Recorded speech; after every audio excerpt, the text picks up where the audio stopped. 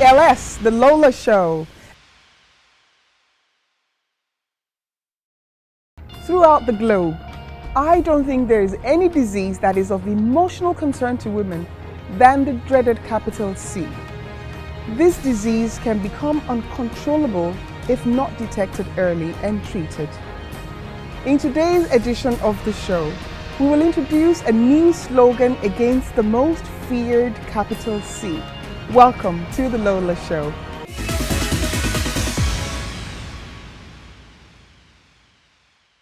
Hello Nigeria, this is TLS, the Lola Show, and I am Lola Sanusy. This show is designed to entertain and throw light on certain issues in our society, as well as stirring social consciousness. Our topic is cancer. Yes, we have purposely chosen this topic to create more awareness and to reach out to government to find out what they're doing about this dreaded disease. Cancer is known to be an uncontrolled growth of abnormal cells anywhere in the body. Surprisingly, there are over 200 types of cancer. The most common ones are prostate, lung, leukemia, and breast cancer. According to the World Health Organization, this dreaded capital C is the leading cause of death worldwide. Nigeria alone is estimated to have 350,000 newly diagnosed cases annually, which further stated will increase to about 500,000 by the year 2020 if not properly attended to. In other countries, survival rates are climbing. So what is happening to Nigeria?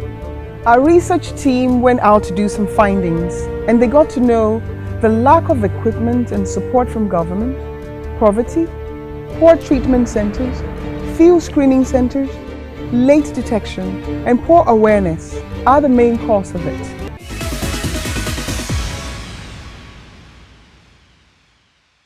Today, our first guest is a woman who is an inspiration.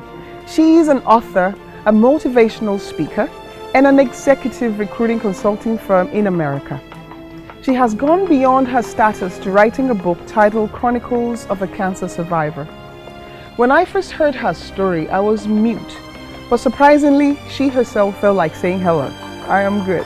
And I decided to bring her on the show. Please join me as I welcome Mrs. Julia Oyefunke Fortune. Hello, how are you? Hello, Lola. Thank you for bringing me on this show. Thank you. Thanks for coming all the way from America to Nigeria to spread the good news. Yes. We're so happy to have you. Thank you. She's a mother of 6 precious children. Adeyinka, who's 30, Adeola, 26, Adedoyin is 24, Charlie, 19, Hannah is 10, and Adebola, 18. With all these children, you're expected to be a grandmother real soon. I'm already a grandmother. A grandma? My grandson is 3 years old. Okay. I just don't look it. So. You look fantastic. Thank you. For the story you're about to tell us.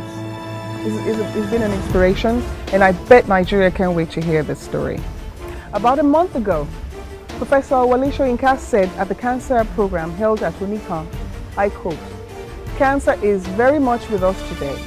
One feels it, you read it, and almost touches it. This has been infused into the bloodstream of this country." Julia, from your experience of the big dreaded C, what do you have to tell us? Well, cancer is a personal disease. Each person is going to react to cancer differently. Cancer is a disease that takes you and can make you or break you, can take your soul. Cancer is a disease that can give you all sorts of emotions, even emotions that you never for once thought you could exhibit in your life. So, and I went through all these emotions. So when Professor Soyinka said what he said, he's right. Cancer is an epidemic in Nigeria. And I would say it's not only 300,000 plus people dying of cancer in Nigeria.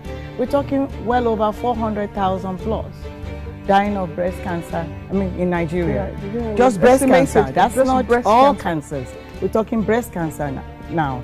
In Ibadan alone, you had 87,000 plus last year. You were here just about a few weeks ago, Yes. telling Nigeria and telling the world how to fight this dreaded C.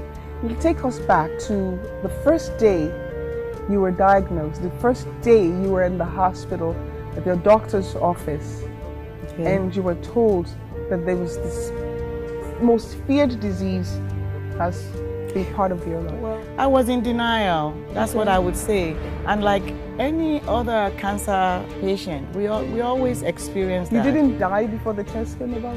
I didn't die, but I didn't. The result of the test. I kind of feel that the result that I'm going to get from the doctor that's going to do the analysis of the calcium is going to come back as, you know, you are okay. Negative. That is not a malignant cancer, but the cancer is benign. That was what I was expecting.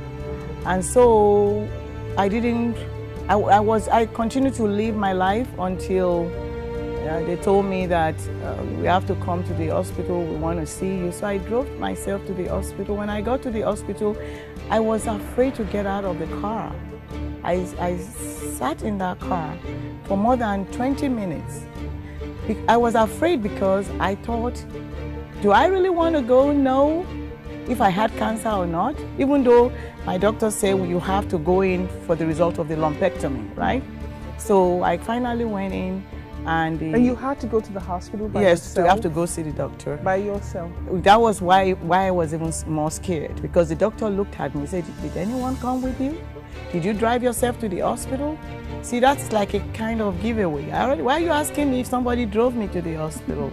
Does it mean that you're going to give me a bad news or what? So I said, doctor, you know, I don't want to die.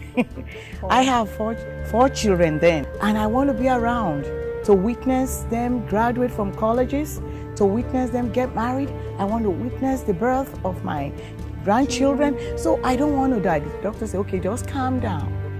You're not going to die. Really? Yeah, cancer is not a death sentence. Your story has been so emotional and an eye-opener. I believe the audience out there will want to know more about it, but that will be when we return from this break. This is TLS. Cancer is a disease that takes you and can make you or break you, can take your soul. Cancer is a disease that can give you all sorts of emotions. People dying of cancer in Nigeria, we're talking well over 400,000 plus. I was in denial. You are what you eat. I went around recently and I saw the way Nigerians eat. Rice in the afternoon, fufu at night. Nigeria is rich with fruits. Nigeria is rich with vegetables. Vegetable oil is the worst oil. We will be right back. This is my story.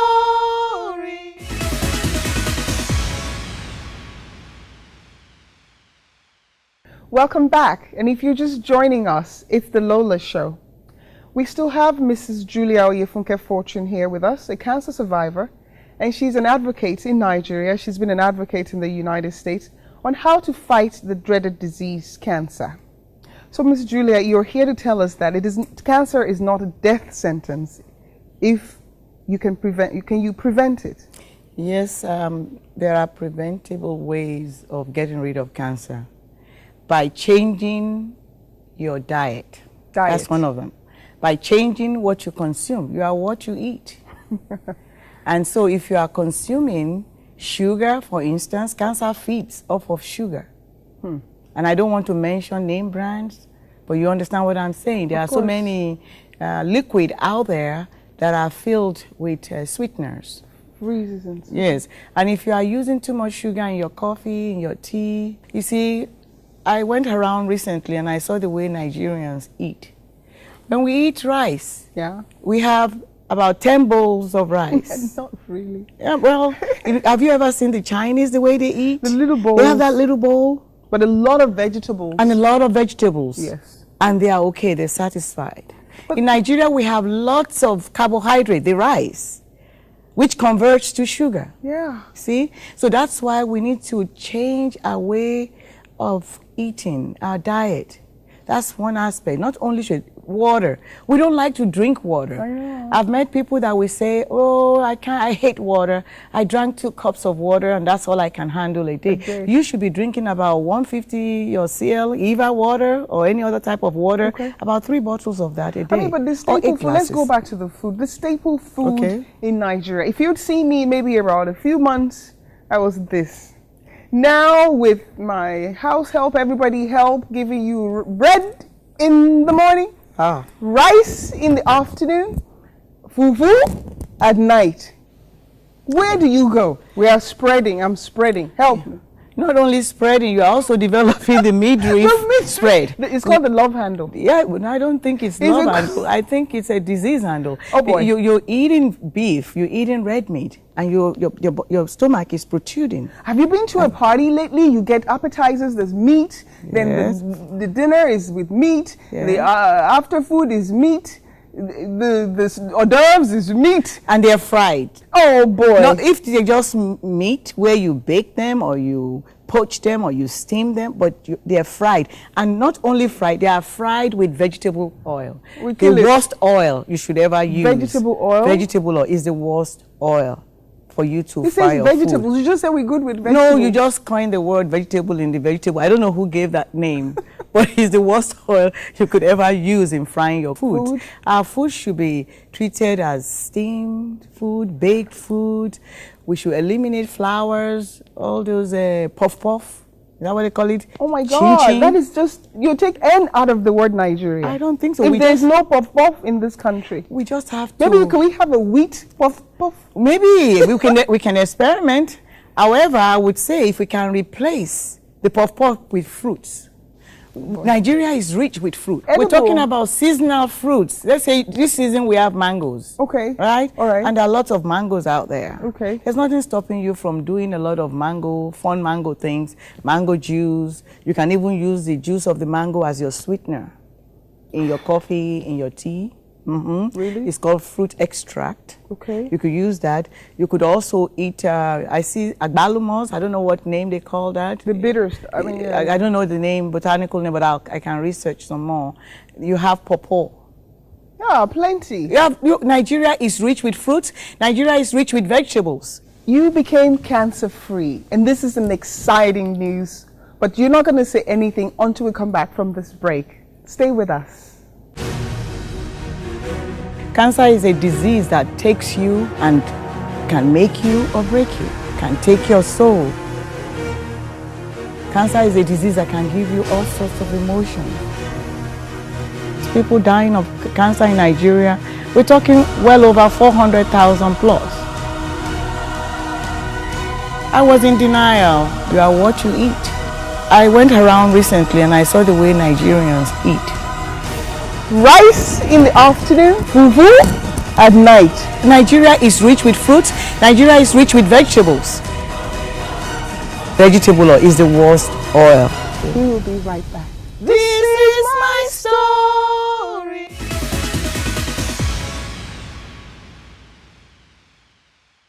Hello and welcome back to TLS, the Lola Show. And we've been talking, I know before we went on break, we promised we're going to give you the solutions on how to get rid of cancer. But before we do that, we were talking about what we consume. And that is not the only contributing factor to cancer. But I wanted to bring it to your attention now that while we were on break, we found that most of our crew members feast on quick meat pies, those things you sell on the streets, those dry breaded meat. Yes, it's the flour that is the culprit. The flour, the white flour used, that is the culprit. And that's what they should stay away from. To be aware of. So if he's consuming a little bit, because you can't just say something that you've grown over years eating, you're just going to cut it off just like that. It's going to be a gradual process. And eventually you will cut it off. So if he's been consuming maybe 5 of the meat pie, he can start reducing it to 1. That's a good example. So what are the other factors now that we say may contribute to environmental factors? Of course. Environmental factors in the sense that, I mean, I see, I mean, this is from my own observation, just going on the streets, the highway, Yeah. there are some trucks and some cars that needs to be pulled out of emission problems. They need to be taken off the road due to the emissions. Yeah, you are pollution. Pollution. So, and we are constantly inhaling that, and that's not good for us. Even in our households, we have poison. In our households, we call it insect repellent. We're killing mosquitoes and we're spraying the mosquito repellent, and we're then exposing our children to those chemicals. Those chemicals are carcinogen. Could these same eating habits, all these other factors, lead to the same prostate cancer, or is just a different? No, prostate cancer, anything can lead to cancer. Anything that you are feeding your body. Okay, what do we talk? Let's talk about nutrition. You know, the cells. Let's take the cells in the body. Right. Anytime that you feed the cell anything like nutrients, right? The cell will replenish itself and, you know, grow well. Anytime you feed the cell with something that is not right, what happens? The cell become constipated, right? Okay. So whether it's prostate, it's lung, it's cancer, it doesn't matter. From smoking, lungs, because nutrition is supposed to help us build a healthy body. You have certainly become a doctor. No, I'm not. No, please. Because you researched this and you just didn't. I'm not a doctor, but I spent 4 years of my life conducting extensive research, trying to understand why I got cancer. Instead of breathing cancer every day, every minute, because once you have cancer, you live for cancer. You wake up, you're thinking cancer. You go to bed, it's cancer. There's nothing you do that you won't think or breathe cancer. So in order for me to change my mind towards something else, I decided to educate myself.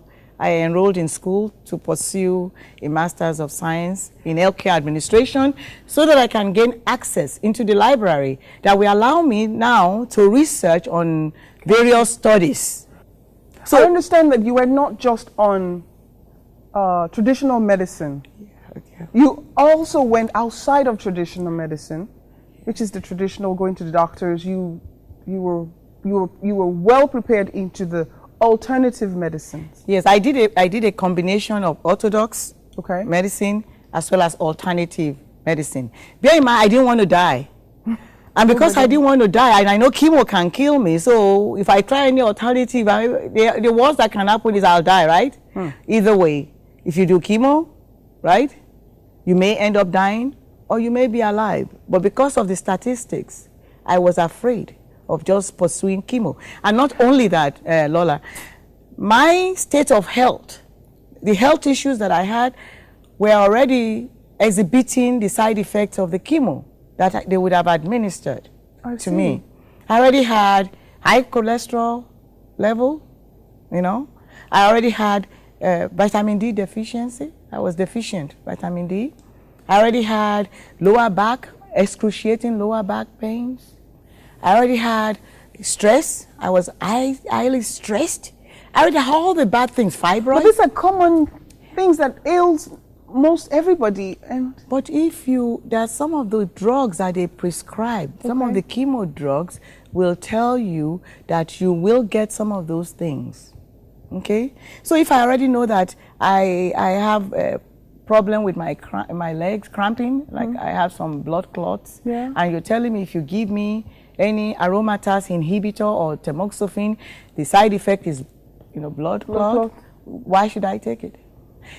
My taking it, would it help or would it quicken my demise or demise? I don't know how you say it in Nigeria. Demise. Demise. Would it quicken it? I don't want to die. So I decided to try alternative treatment. I tried Japanese herbs. Japanese herbs. Chinese herbs. Chinese herbs. I went all the way to Indian herbs. Indian herbs. Then I came back to Nigeria. Doing my research, I found Angel Herbal in Nigeria. Okay. In Ijebu-Ode. I don't know this guy from Adam.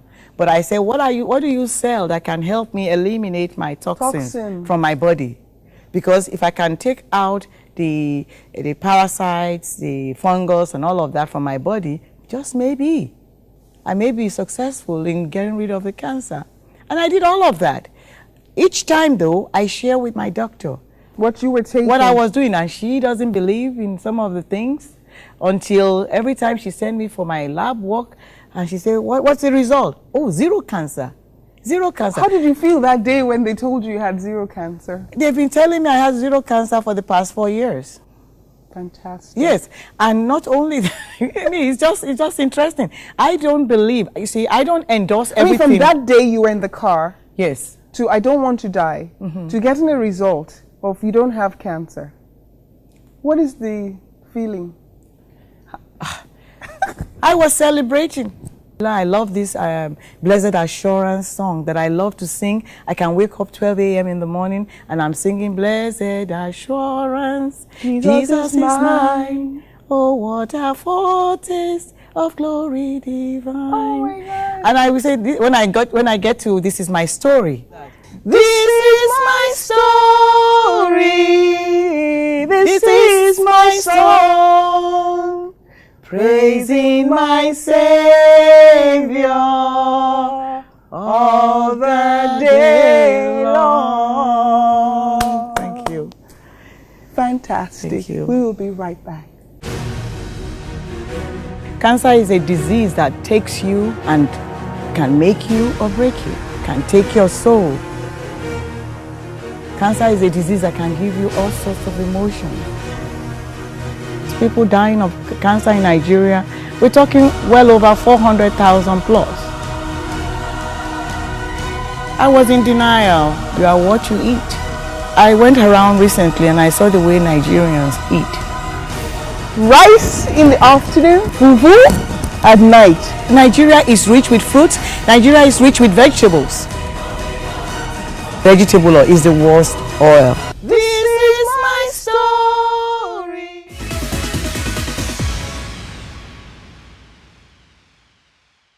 Welcome back to TLS, the Lola Show. We've been talking about cancer, particularly breast cancer. And we have been on a journey. We've been on a beautiful journey as to how the cancer became and how we have overcome cancer. With me, of course, is the overcomer herself, Mrs. Oyefunke Fortune. And she's shared with us, if you've been privileged to watch this program. Well, we're going to go to a slogan which she had from the very first day she was diagnosed with cancer. She said, what was your slogan? You can fight cancer. You can fight cancer. You've taken this fight from America to Nigeria, and you've established, or you're about to establish, an NGO, but you were able to come up with a fantastic book. Yes. Yes, if I only knew then what I know now, if I only knew that prolonged use of contraceptives can lead to cancer, I wouldn't have done it. If I only knew that not breastfeeding my children for a longer time, up to 1 year per child, could lead to estrogen production or manufacturing in my body, I would have done otherwise. I would have spent more time breastfeeding my children. Wow. At least 1 year Wow. to breastfeed your children. You've been there, done been that. there, It's not your first barbecue like we say in America.